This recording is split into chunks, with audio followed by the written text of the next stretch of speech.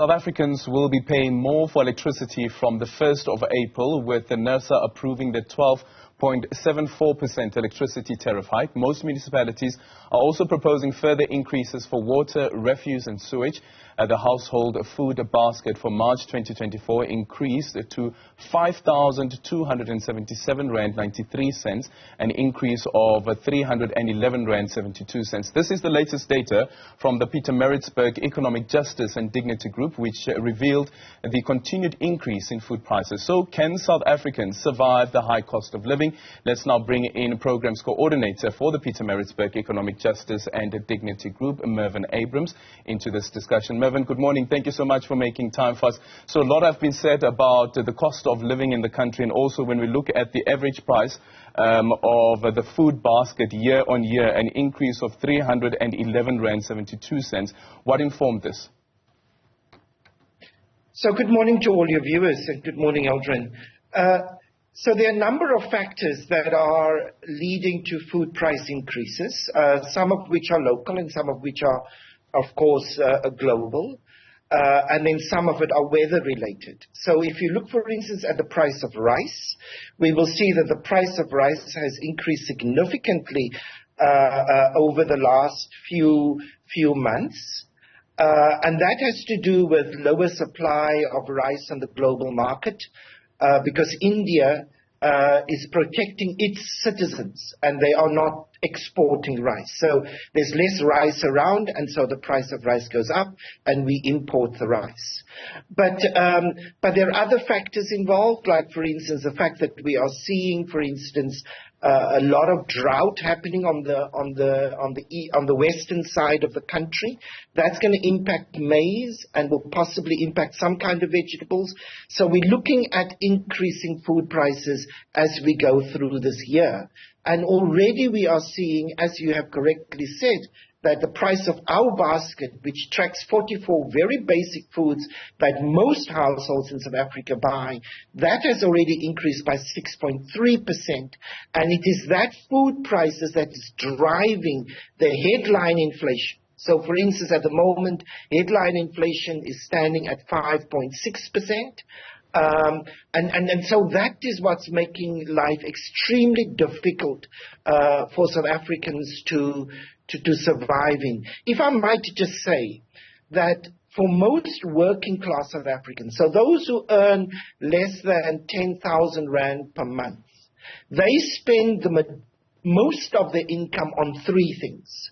That is on transport, on electricity and other services like water, etc., and then on food, and then on the fourth issue is debt. So in all of these four areas, we are seeing the increases way above what we would possibly see in terms of wage increases. So that's where the crunch is that these increases are way above wage increases, and so South Africans are becoming poorer and poorer year after year. Yeah, and we're actually showing some graphics detailing the increases that you're speaking about as we have this conversation. But back to the point that you raised about the increase in rice prices and the decision that was taken by India. Do you think that South Africa could take a similar step when it comes to maize meal, considering that the expectation is that we could see the price of maize meal increase by at least 10% because of the effects of the El Nino? So, I mean, we're going to have to make a decision around food, national food security. I mean, traditionally, South Africa has lowered its exports in order to protect its local market. So that's what has happened in the past. I imagine that the same thing will happen going forward. But we must also remember that we are playing in a global market. So the price of maize is often set not in Bloemfontein, but in Chicago. And farmers actually want to export to get higher income. And so there's going to have to be some kind of conversation between government and the maize industry in order to ensure that we continue our local production. But a 10% increase in the price of maize will be devastating for the majority of South African households who use maize, because if you look, for instance, at the wage increases, the national minimum wage increased by 8.5%. If maize increased by 10%, that is a 1.5% higher than the wage. So where do you get that additional money in the budget when you also have a 12% electricity increase, which is way above your wage increase? So traditionally what happens is that workers have to provide transport. So they have to pay for transport because they have to get to work. They have to pay for electricity because they need it for cooking, they need it for lighting, they need it for security. And then they cut back on food. And that is a big problem in South Africa, where we are actually seeing undernutrition quite rife across South Africa. Yeah, and then of course you look at the inequality levels in the country, government trying to cushion the poor with the SRD grant, which is at 350 rands a month. From the 1st of April, from Monday, it will increase by 20 rand, but this is a 5.7% increase. Compare that to food inflation, it doesn't keep up. Exactly. And so Aldrin, this is the problem that we are facing, is that, for instance, so the SRD increases by 20 rand. That means that the SRD today will buy you less than what you could buy when it was first introduced. And so our money, we can buy less and less because inflation is eating away at our income, and the municipalities are contributing to that. NERSA is contributing to that with this increasing electricity price. And so households just cannot live. They just cannot buy enough food. And that has a major impact on the economy in the future. Yep. Just one stat, for instance. About 25% of boy children under the age of 5 are stunted. That means that their brain capacity has been affected because of undernutrition.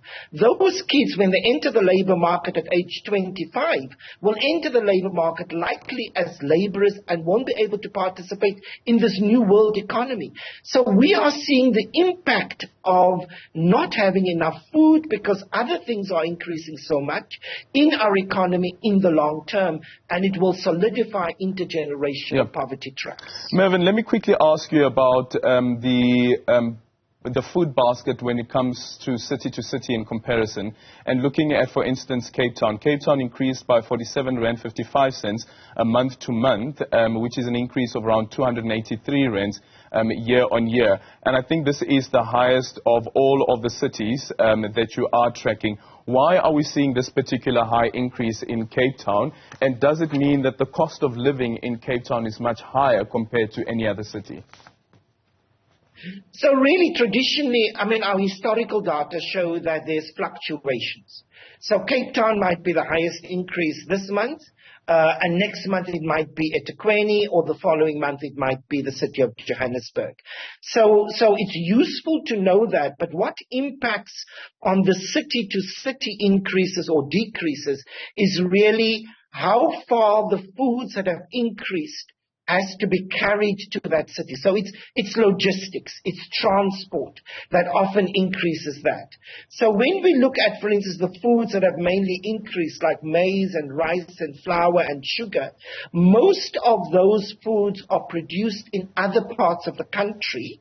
And because PRAZA and our rail network is not working properly, Transnet is not working properly, most of this food, so for instance, sugar is produced mainly in KZN. Sugar has now to be transported from KZN to Cape Town via road. And of course, when you do that, you've got your extra petrol costs, you've got your extra labor costs for the driver, etc. So it makes sugar much more expensive in Cape Town, and that drives up the cost of the basket in Cape Town as opposed to the cost of the basket in eThekwini, which is just on the doorstep of the sugar industry. So it's those things, and so the fact that that Transnet is not working means that every consumer is paying a premium price on what we are actually buying in the store, because the food now has to be transported by road, and that is much more expensive. And also thinking about the cost of cooling all of that products, the electricity involved in all of that, and as well the transportation costs. Fuel prices expected to increase between 58 and 67 cents a litre from Wednesday. Mervyn, thank you so much for your time. Mervyn Abrams there is the programs coordinator at the Pietermaritzburg Economic Justice and Dignity Group. Really appreciate your time. I'm going to take